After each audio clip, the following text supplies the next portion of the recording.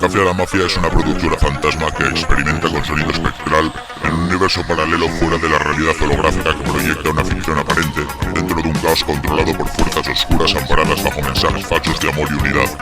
KDM es el alter ego del futuro de un hombre que no existe, en un universo delirante inventado por una psique suprema que doblega las voluntades humanas bajo el yugo de una esclavitud neoliberal subliminada en la aparente normalidad, implantada por esta inteligencia demoníaca a través de la tecnología en vanguardia, secreto de círculos de poder que guardan celosos su maquinaria de procedimiento en pro del mantenimiento y la perpetuación de los engranajes que sostienen la máquina letal que aniquila conciencias.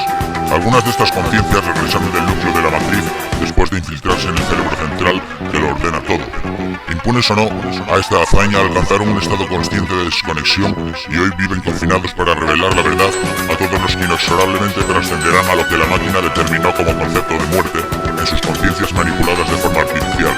Aun bajo la amenaza de ser desterrados de sus almas y son descubiertos en el permanente cómputo del cerebro vigilante, perfeccionan los códigos para transmitir el mensaje a las conciencias que todavía duermen expuestas a aspirar a un vacío eterno a precio del robo deliberado de sus dios. Fin de la transmisión.